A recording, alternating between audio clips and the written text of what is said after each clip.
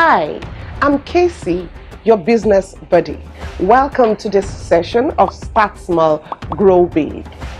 In today's session, we will be looking at something very important. Permit me to say that it is the first step you need to take before you develop any product or service. As a matter of fact, without this particular element, there is no business. Yes, you heard me. There is no business at all if you do not understand today's topic. And what we will be talking about? Know your customer.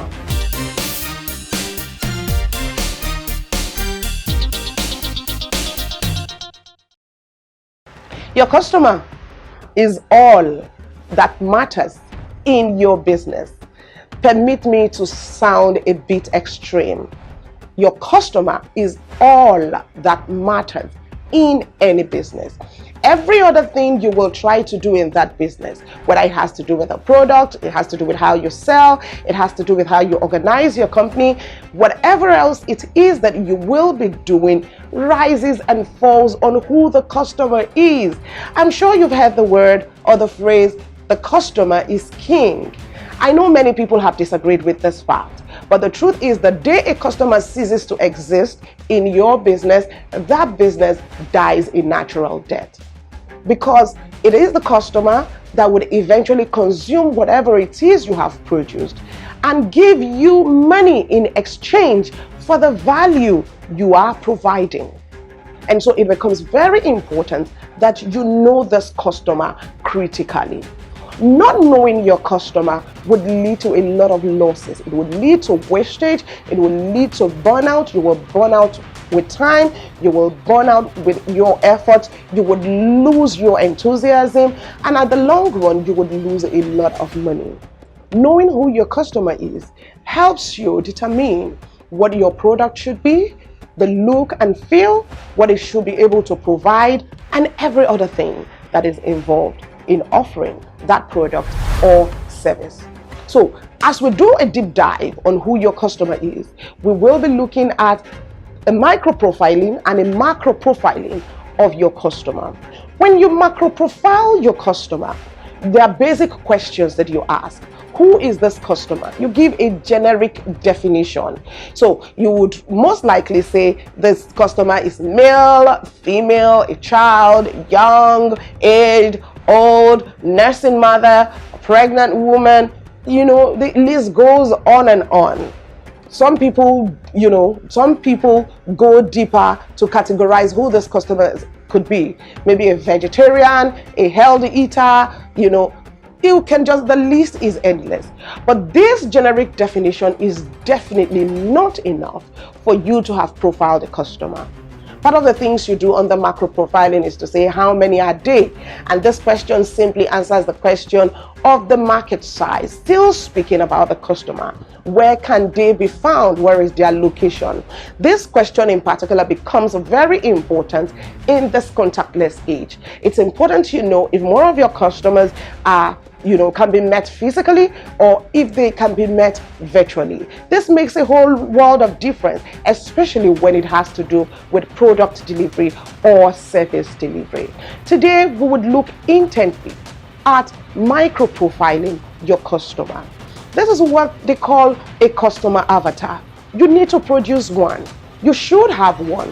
And if you have multiple customer segments, you need to produce customer avatars for the different customer segments that you have. It's a deep dive into your customers. It's a look through, a thorough look through into those customers. And this would go a long way in making you run an efficient business. So if we're to do a micro profiling of your customer, you would need to start with who this customer is. What is this customer's age? What is the customer's gender? What is the customer's level of education? What is the customer's marital status or status? So it can be marital, it can be, what is this customer's status? Other things you would need to look at once you're done with the bio details is that you would need to look at the customer's goals and aspirations. What do you think this customer aspirations are. A person's aspirations would go a very long way in determining what that customer would want to take off a shelf. What are this customer's challenges? What challenges does this customer face on a day-to-day basis, whether at home, work, family, or in the different areas of this customer's life, especially in the area that your product will be serving? What are the customer's pain points? What will the customer's objection likely be to your product or service? This particular question requires a critical answer. It's you playing the devil's advocate on your own product to say, if this customer is to have what this, you just have to make that simulation. You just have to do that simulation. What would be the pushback on this product if I'm to get this product to this customer? Simulate what it would be and then answer that question to ensure that when that product or service gets to that customer, that pushback will not be experienced on your product or on your service. So it could be technical, it could have to do with the look and feel, it could have to do with the service delivery style, it could have to do with your business model. Whatever you think that pushback would be, work on it. That's why you're working on the customer avatar. Then you move on to the customer's income. What does the customer do for a living? If you have been following in the previous sessions, you would always hear me say, it's not enough for you to say this person is likely to be a customer. If that person, all that person has is a willingness to buy. Beyond the willingness to buy, there must be the capacity to purchase. So beyond the willingness, a capacity would actually make you conclude that this customer is likely to be your customer. And that is why in working on your customer avatar, you need to answer the questions along the line of the level of education of this customer. The level of education of your customer would determine most likely the income of that customer. Yeah. So what does this customer do for a living? Is this customer a no income individual, a low income individual, a mid income individual, a high income individual? Remember that this also would key into the pricing of your product. Every question you ask has what it would attend to. If someone is educated, the person would expect more from things like your packaging than someone who most likely is not educated. So for every question you answer, you should be able to take note of what exactly and how exactly it would impact your product or your service and even its delivery. What's this person's job title? So it's not enough to say there is a job. At what level do you earn? And then what is this income? Can you take a guess? As you take a guess, it's important that the disposable income in the hands of your customer should be able to afford your product or your service. If you have been able to answer those questions, other things you would need to look at would include, what are your customers' sources of info? Where does this customer get his information from? This particular question would tie to your marketing plan. Whatever your customer's source of info is, that is where you need to place your products. This is where you should market your products.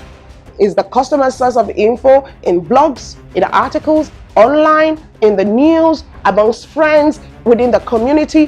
Whatever it is, do not create marketing collaterals vaguely. Do not create marketing collaterals in isolation of this information. After you're even done creating, do not place them in the wrong places. You can have a marketing collateral, and that marketing collateral is not in the right place or is not in the right hands. This information would help you know where you should place your marketing ads, where you should place your marketing collaterals, and how you should even go about your entire marketing plan. And if there's a last question you need to look at as you design your customer avatar, is what is the role of my customer in the purchasing process? Is your customer a direct decision maker? Is your customer an influencer in the decision making process? This would impact on things like your brand packaging, and a couple of other things. I haven't been able to identify this one, but it would impact on some other things. So take, for instance, you have produced a toy. If you are to design that toy, a child will be using the toy. While the child is the primary consumer of that product, that child is not the primary decision maker when it comes to purchase. The child's parent is the primary decision maker when it comes to purchase. And so while the child would influence his or her mom to buy, the parent, who happens to be the primary purchase decision maker, also has to buy into that product. What do you think a parent will be looking out for in a toy? Do you think a parent will be looking out for the color of the toy, the size of the toy? Do you think that's what the parent will be looking out for? A parent will most likely be looking out for safety. Is this toy safe enough for my child? Is this toy good enough for my child? Will this toy harm my child? Will this toy help my child's education? Will this toy... There are more important things. And so you would also need to consider those factors as you build that product or as you sell that product. So beyond what a child would like, maybe flashy colors, very bright colors, and some of the other things that may appeal to a child, you would also need to put into consideration what the primary decision maker when it comes to purchase would be looking out for. If you're able to answer those questions very well, you're able to answer them critically, trust me, you're on your way to having a great customer, and then it will in turn positively impact your business. I do hope, I do believe that you got a thing or two from today's session. I look forward to your feedback. You can drop your comments, drop your questions in the comment section. Until the next session, keep practicing what you've learned, and don't forget to send me that feedback. I'm Casey, your business buddy. See you.